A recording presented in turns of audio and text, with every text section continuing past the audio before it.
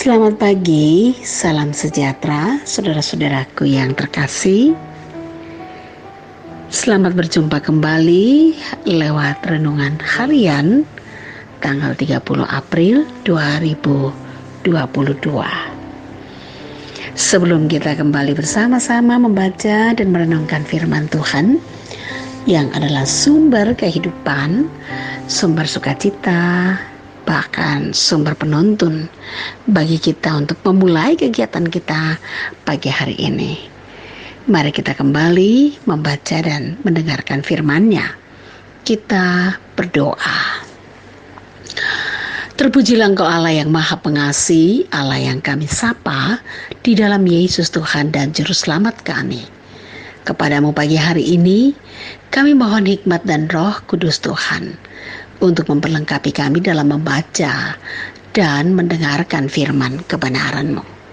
Dalam Kristus Tuhan dan Juru Selamat, kami berdoa dan bermohon kepada Bapa di sorga. Haleluya.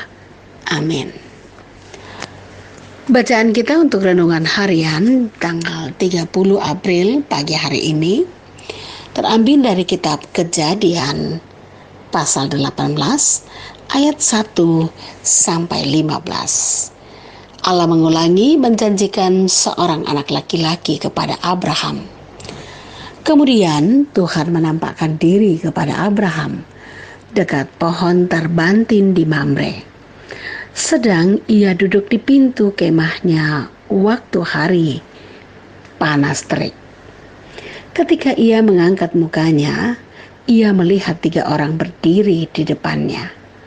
Sesudah dilihatnya mereka, ia berlari dari pintu kemahnya, menyongsong mereka. Lalu sujudlah ia sampai ke tanah, serta berkata, "Tuanku, jika aku telah mendapat kasih Tuanku, janganlah kiranya lampaui hamba-Mu ini. Biarlah diambil air sedikit, basuhlah kakimu, dan duduklah beristirahat di bawah pohon ini. Biarlah kau ambil sepotong roti, supaya tuan-tuan segar kembali. Kemudian bolehlah tuan-tuan meneruskan perjalanannya. Sebab tuan-tuan telah datang ke tempat hamba-Mu ini." Jawab mereka, "Perbuatlah seperti yang kau katakan itu." Lalu Abraham segera pergi ke kemah mendapatkan Sarah serta berkata, "Segeralah ambil 3 sukar tepung yang terbaik, remaslah itu dan buatlah roti bundar." Lalu berlarilah Abraham kepada lembu sapinya. Ia mengambil seekor anak lembu yang empuk dan baik dagingnya dan memberikannya kepada seorang bujangnya. Lalu orang ini segera mengolahnya. Kemudian diambilnya dadi dan susu serta anak lembu yang telah diolah itu. Lalu dihidangkannya di depan orang-orang itu. Dan ia berdiri di dekat mereka di bawah pohon itu, sedang mereka makan. Lalu kata mereka kepadanya, "Di manakah Sarah istrimu?" Jawabnya, "Di sana, di dalam rumah, di dalam kemah." Dan firman-Nya, "Sesungguhnya aku akan kembali tahun depan mendapatkan engkau. Pada waktu itulah Sarah istrimu akan mempunyai seorang anak laki-laki." Dan Sarah mendengarkan pada pintu kemah yang di belakangnya. Adapun Abraham dan Sarah telah tua dan lanjut umurnya, dan Sarah telah mati haid. Jadi tertawalah Sarah dalam hatinya, katanya, "Akan berahikah aku setelah aku sudah layu, sedangkan tuanku sudah tua?" Lalu berfirmanlah Tuhan kepada Abraham, "Mengapakah Sarah tertawa dan berkata, 'Sungguhkah aku akan melahirkan anak, sedangkan aku telah tua?' Adakah sesuatu apapun yang mustahil untuk Tuhan pada waktu yang telah ditetapkan itu? Tahun depan aku akan kembali mendapatkan engkau. Pada waktu itulah Sarah mempunyai seorang anak laki-laki. Lalu Sarah menyangkal, katanya, "Aku tidak tertawa." Sebab ia takut, tetapi Tuhan berfirman, "Tidak, memang engkau tertawa." Itulah firman Tuhan yang boleh kita baca dan dengarkan pagi hari ini. Tema kita saat ini, ketika Allah berkunjung.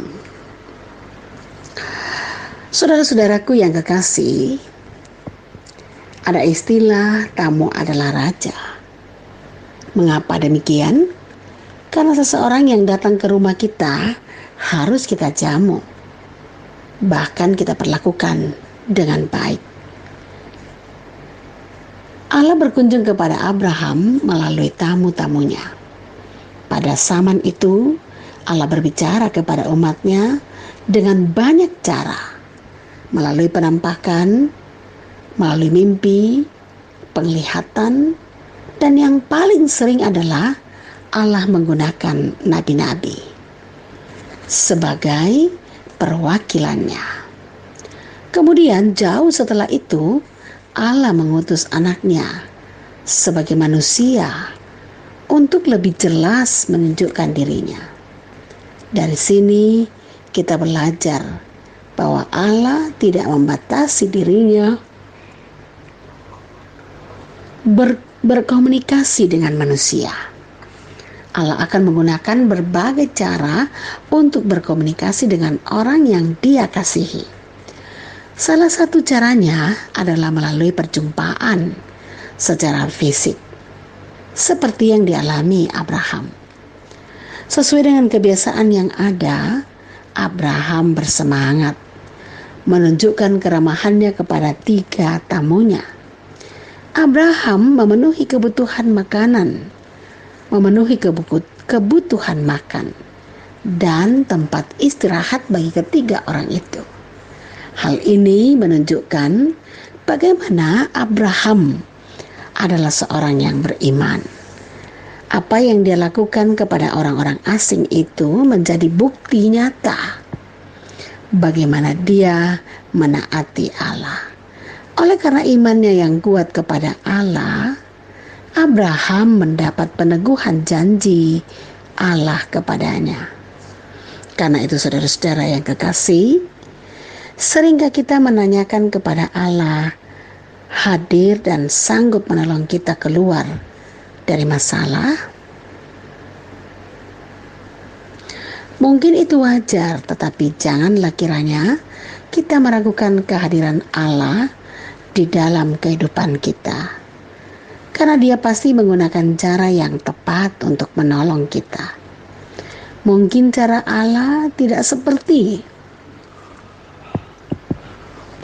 yang kita inginkan, tetapi yakinlah bahwa Dia peduli dan sanggup menolong kita sesuai kehendaknya.